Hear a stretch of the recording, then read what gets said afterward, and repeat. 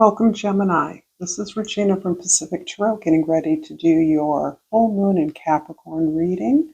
This is a general reading. If you're interested in a personal reading, the information for that is in the description box below. This is the first of two full moons in Capricorn. Uh, Forming a kind of a particular portal that is allowing us to appreciate the many lessons learned from the long Pluto transit in Capricorn as Pluto is touching down on 29 degrees of Capricorn, moving towards November, when it will move Pluto into Aquarius for 20 years. So this is a time of really being patient with ourselves, feeling into our emotions, our bodies, our feelings, so that we can align the many lessons we've learned throughout Pluto's transit of Capricorn to the changes that we desire to make in our lives. Thank you for being here. I really appreciate you and welcome those of you that are new. This is the overall energy for Gemini, the World card. This beautiful card describes the completion of a journey, the completion of an entire level of experience. This is relevant for those of you that are now receiving some kind of recognition or reward for effort that you've put in. This can be preparation for a new position, a higher level of management, or direction over an enterprise, an organization, an effort, or this can be your own business you're preparing for, and you're translating the skills that you gained from this particular journey that you're completing into the beginning of a new adventure. This feels like a really significant closure for you in terms of uh, concluding with a major achievement in your life in any direction that is relevant to you right now. In the 10th house, your social identity is described by the strength. This is the way others see you, which is a very persevering energy, someone who shows up no matter what the rewards or end goal is. You are present, you put in the effort, you work silently, you don't need a lot of visibility to understand how important your role is in the entire team effort. You particularly are responsive to those that you see struggling, that need help, that need some support to do their part appropriately. Because you do understand that as well as each member engages in the effort, the better the final goal will be, the end product will be, lifting everyone up accordingly.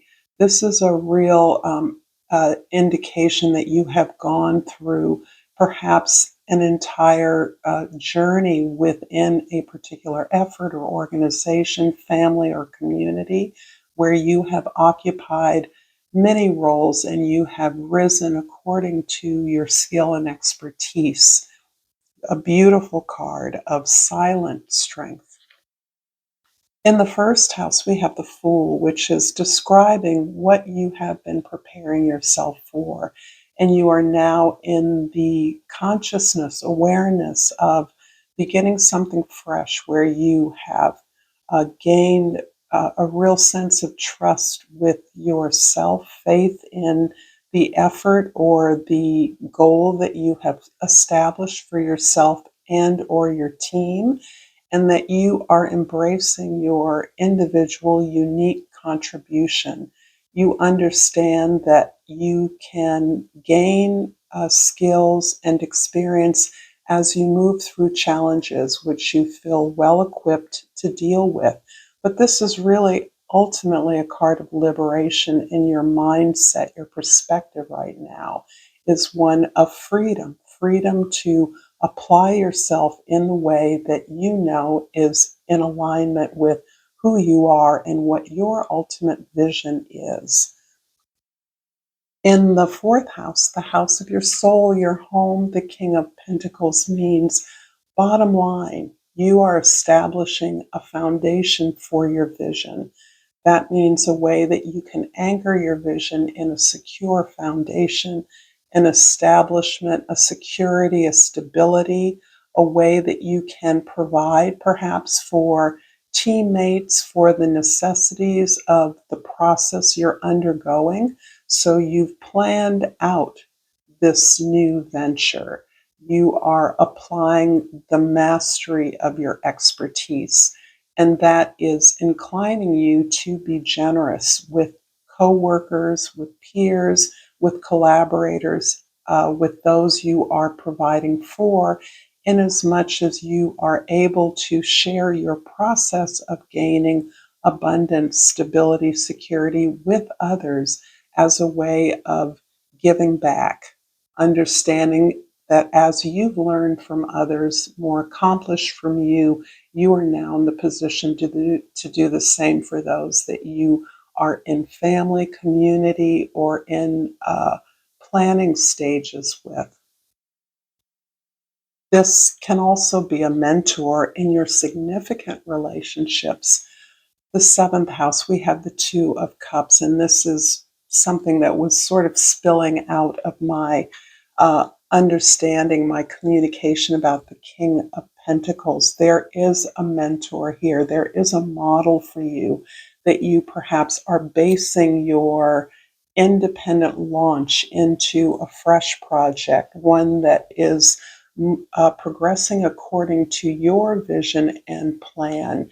And in as much as you are able to understand your own needs better, pursue the dreams that you feel worthy of pursuing, you are connecting with others in a similar way. And this is where a mentor, a former mentor, can become a business partner, a romantic partner, or a long term spouse can become a business partner as well, indicating that everything that you do together in this very healthy uh, relationship of two very grounded and independent individuals connects throughout every aspect of both of your lives so that you can work, play, love, and um, enjoy life, build abundance, build towards something that can be a contribution to the larger world or community together.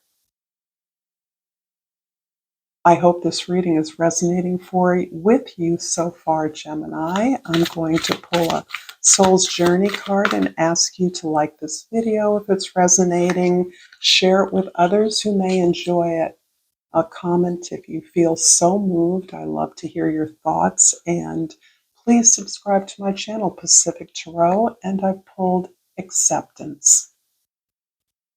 I'm learning to accept the things that I cannot change. Interesting. And from the flora and fauna of Africa, I have the leaf cutter ant. And the key word to that is confidence. Your persistence and patience will be rewarded. There's no need to rush. Work with like minded people to achieve your goals efficiently. Lots of positive energy that is indicating that the rewards you are earning, the recognition you're receiving has been hard won. You've been on this path for quite a while. You've invested yourself rather selflessly in this effort, and you extend the same regard that you hold for yourself, your skills, your desires for others as well. And the Fool in the first house is clarified by the Temptation card or the Devil in this deck and the Ace of Air or the Ace of Swords. It looks as though there is some habit, routine. It can be a behavior. It can be a kind of conditioning that you have received. And something tells me that it can be around an authority figure, around a mentor, a leader, a teacher that you have recognized or are understanding that the expectations that were put before you in your grooming, in your training, even in your family dynamic is something that you have complied with uh, dutifully. You have followed the path that was set out for you, and you are now recognizing that you no longer are resonating to the expectations of others because you have gained a revelation and an awareness of your unique contribution and way in which you are providing leadership, following your dreams, activating your vision, actualizing your particular path that is true for you.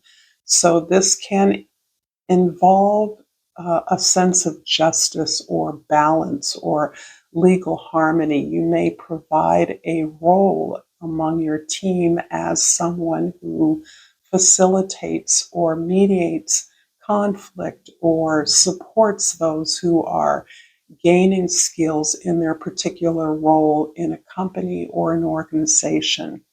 So you have a way of bringing a sense of truth, justice, fairness into the work that you're doing. Your vision incorporates a sense of equity and balance, inclusion in your efforts to uh, respect a process that is reflected in your end goals, and that is what you're providing is for everyone. You intend to include and honor all contributions to this goal. The King of Pentacles in the 10th house is the Three of Fire in the 5th house and the Empress in the 6th house.